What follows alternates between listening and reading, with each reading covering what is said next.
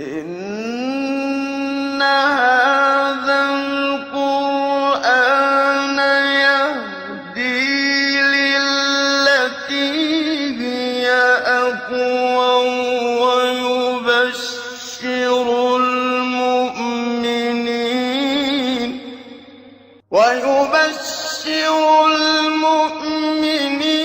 الذين يعملون الصالحات أن لهم أجرا كبيرا. بسم اللہ الرحمن الرحیم، الحمدللہ رب العالمین وبہ نستعین وصلی اللہ وسلم علی سید الانبیاء والمرسلین وعلی آلہ واصحابہ اجمعین ومن تبعہم بإحسان الی یوم الدین، اما بعد۔ سلسلہ تفسیر کی یہ 40ویں نشست ہے اور انشاءاللہ اس نشست میں سورۃ الواقعہ کی آیت نمبر 63 اور 64 ان دو آیتوں کی تفسیر ہوگی۔ اللہ رب العالمین نے ارشاد فرمایا: افرأیتم ما تحرثون اانتم تزرعونہ ام نحن الزارعون۔ اللہ سبحانہ وتعالیٰ نے پچھلی آیاتوں میں سورۃ الواقعہ میں جب کفار کو جہنم میں ڈالنے کی بات اللہ نے کی، اس کا ذکر فرمایا، ان کی سزاؤں کا ذکر فرمایا، تو اللہ رب العالمین نے ان کا جہنم میں جانا اور ان کو جو سزائیں دی جاتی ہے ان سزاؤں کی علت کیا ہے، وجہ کیا ہے، اس کی ایک وجہ اللہ نے یہ بتائی کہ وَكَانُوا يَقُولُونَ أَإِذَا مِتْنَا وَكُنَّا تُرَابًا وَعِظَامًا أَإِنَّا لَمَبْعُوثُونَ، کہ ان کو جو یہ چیز اچنبے میں ڈالتی تھی کہ کیا ہم دوبارہ پیدا کیے جائیں گے جبکہ ہماری یہ چیز حالت ہو جائے گی۔ تو اللہ سبحانہ وتعالیٰ نے جو کہ ہمارا خالق ہے، مدبر کائنات ہے، جو کہ ہمارا سچا معبود ہے، اللہ سبحانہ وتعالیٰ نے ہم کو عقل دی ہے سمجھنے کے لیے، تو اس کے لیے اللہ نے ٹھوس دلائل دیے تاکہ اس دنیا میں اس بات کو سمجھ سکیں اور توبہ کر سکیں اور اللہ سبحانہ وتعالیٰ کی عابد بن سکیں۔ ایک دلیل اللہ نے یہ دی کہ اَأَنْتُمْ تَخْلُقُونَهُ أَمْ نَحْنُ الْخَالِقُونَ نَحْنُ قَدَّرْنَا بَيْنَكُمُ الْمَوْتَ وَمَا نَحْنُ بِمَسْبُوقِينَ، اور اس سے پہلے أَفَرَأَيْتُمْ مَا تُمْنُونَ أَأَنْتُمْ تَخْلُقُونَهُ أَمْ نَحْنُ الْخَالِقُونَ۔ ایک تو یہ اللہ نے دلیل دی، انسان کی تخلیق، انسان کی خلقت، انسان کو سامنے رکھ کے دلیل دی گئی کہ اپنے آپ میں غور کریں، وَفِي أَنفُسِكُمْ أَفَلَا تُبْصِرُونَ، جسے سورۃ ذاریات میں کہا گیا۔ اس بارے میں ہم نے تفصیل سے کہہ دیا ہے آپ سے۔ اس کے بعد اللہ سبحانہ وتعالیٰ نے ایک دوسری دلیل دی جس سے انسان کی پوری معیشت اس پر ٹھہری ہوئی ہے، انسان کا پورا معاش اس پر قائم ہے۔ پوری دنیا جانتی ہے کھیتی کی اہمیت کیا ہے، کسان کی اہمیت کیا ہے، بلکہ ہندوستان کا جو ایک بڑا جو نعرہ ہے وہ جے کسان والا ہے کہ ہندوستان کی معیشت اس پر قائم ہے، ہماری روزی روٹی اس پر قائم ہے۔ اللہ سبحانہ وتعالیٰ نے اس کو بطور دلیل کے ہمارے سامنے رکھا اور کہا کہ افرأیتم ما تحرثون، بھلا بتلاؤ جو تم کھیتی کرتے ہو، جو تم دانہ ڈالتے ہو، انتم تزرعونہ ام نحن الزارعون، اس دانے کو تمہاری غذا کی شکل دینا یا اس دانے کو جو ہے مطلب اگانا، اس کو قابل بنانا، اس کے اندر صلاحیت پیدا کرنا، اس درخت کی شکل اختیار کر جانا اور وہ تمہاری غذا بن جائے، وہ کون کرتا ہے؟ تم تو صرف دانہ ڈالتے ہو۔ افرأیتم ما تحرثون انتم تزرعونہ، زراعت تم کرتے ہو، یعنی اس کو کھانے کی صلاحیت جو اس کے اندر پیدا ہوتی ہے وہ تم کرتے ہو، وہ کون کرتا ہے؟ وہ انتم تزرعونہ ام نحن الزارعون۔ اللہ سبحانہ وتعالیٰ نے انسان کی تخلیق کے بعد یہ جو کھیتی کی جو مثال دی ہے، دونوں میں گہرا تعلق ہے۔ اب دیکھیے جو ہم نباتات جو کہتے ہیں نا، نباتات اگانا، یہ بھی اگتے ہیں اور انسان کو بھی اللہ سبحانہ وتعالیٰ مٹی سے پیدا کیا ہے، اور یہ جو نباتات ہیں ان کا بھی تعلق مٹی سے ہے۔ دونوں کے لیے ایک ہی فعل استعمال کیا ہے، اس لیے دونوں کا ایک گہرا تعلق ہے۔ جس طرح سے اللہ رب العالمین نے کہا سورۃ النوح میں وَاللَّهُ أَنبَتَكُم مِّنَ الْأَرْضِ نَبَاتًا، وَاللَّهُ أَنبَتَكُم مِّنَ الْأَرْضِ نَبَاتًا۔ انسان کو پیدا کرنے سے متعلق اللہ نے یعنی انبات والا فعل استعمال فرمایا، کیونکہ ہم کو بھی اللہ نے مٹی سے پیدا کیا، یہ نباتات بھی مٹی ہی سے جو ہے وہ اگتے ہیں۔ تو دونوں میں کتنا توافق ہے، کتنی موافقت ہے، کتنی مطابقت ہے، دیکھیے۔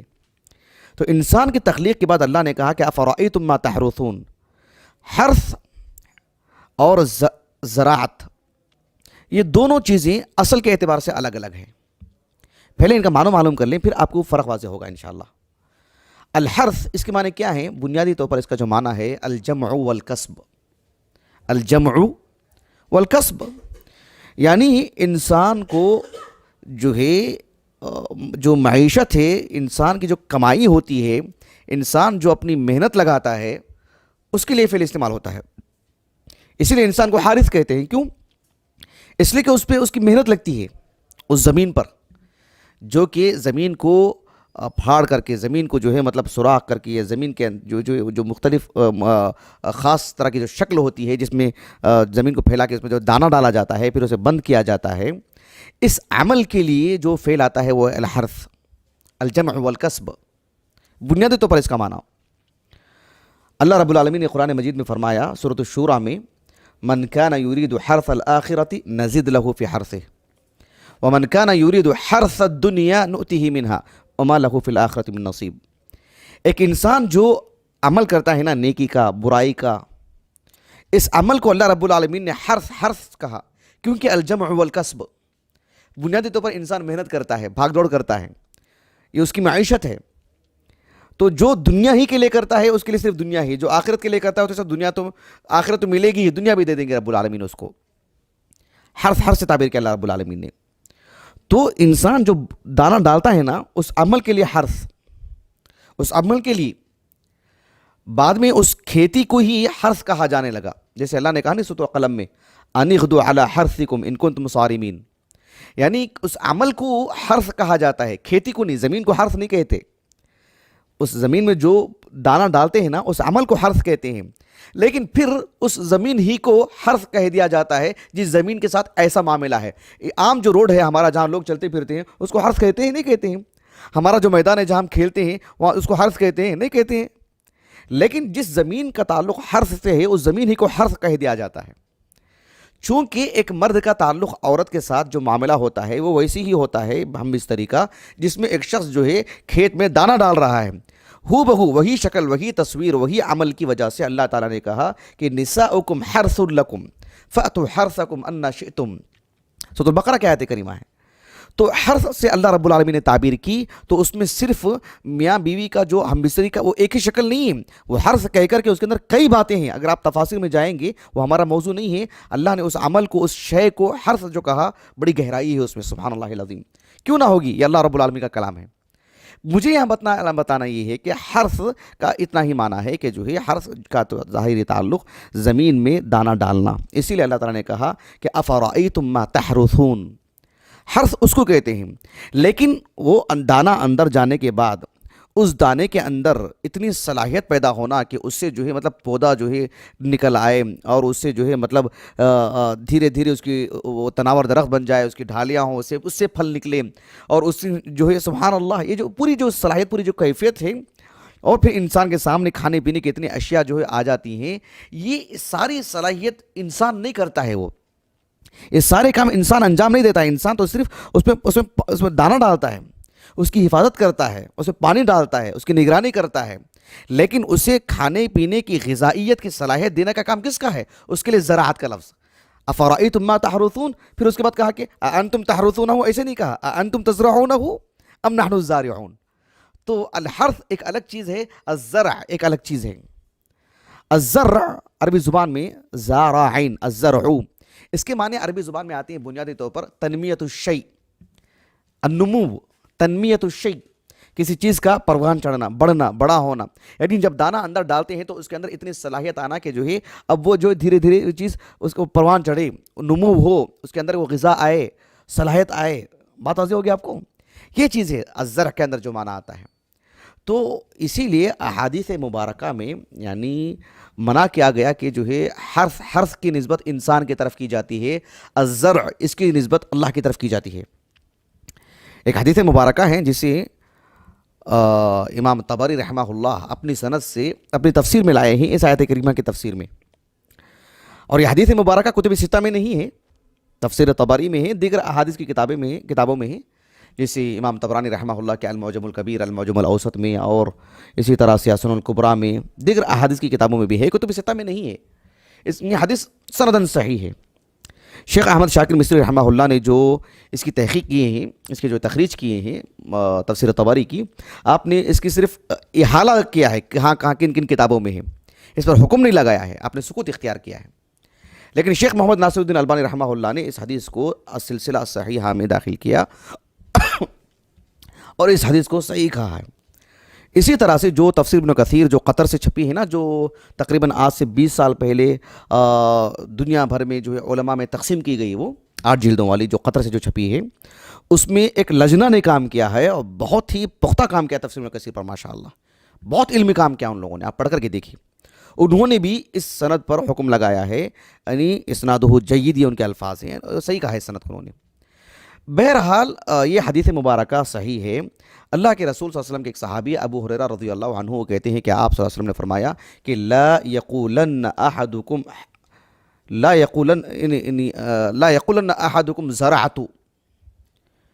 آپ علیہ السلام نے فرمایا کہ کسی شخص کو یعنی یہ نہیں کہنا چاہیے کہ زرعت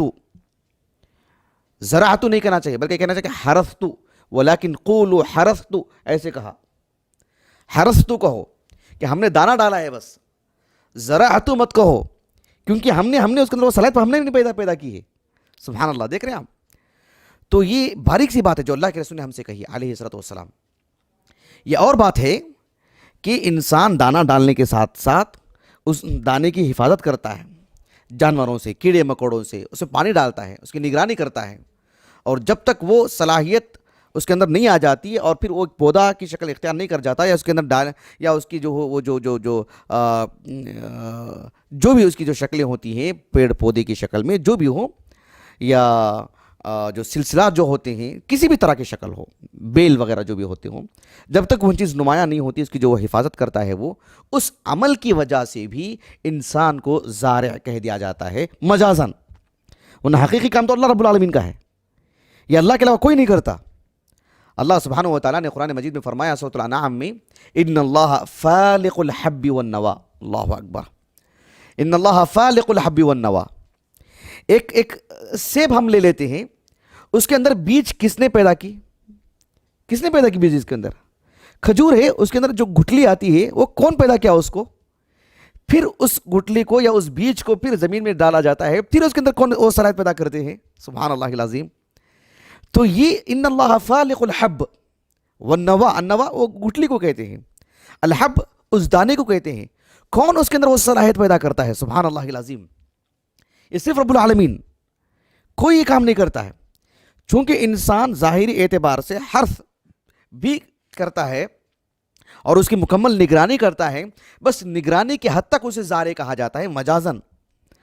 خود اللہ نے کہا قرآن مجید میں، اللہ رب العالمین نے فرمایا سورۃ الفتح کے اواخر میں، بالکل آخری آیت کریمہ، کہ ذالک مثلہم فی التوراۃ ومثلہم فی الانجیل کزرع اخرج شطأہ فآزرہ فاستغلظ فاستوى علی سوقہ. اس کے بعد یعجب الزراع، یعجب الزراع، الزراع زارع کی جمع.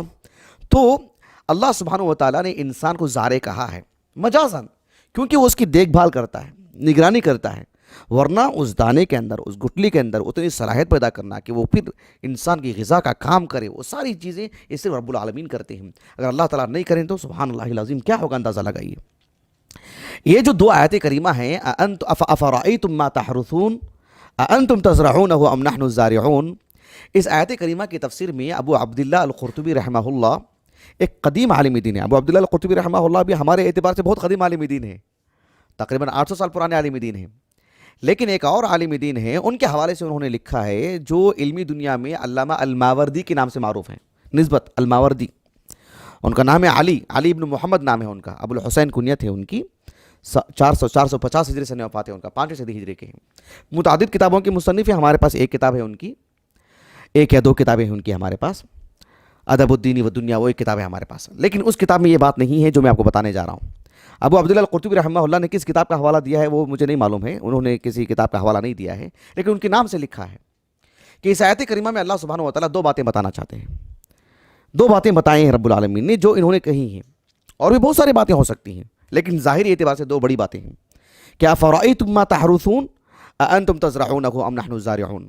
کہ جو تم زمین میں جو دانہ ڈالتے ہو تم اس کو اگاتے ہو کہ اللہ تعالیٰ اگانے والا ہے اس کو.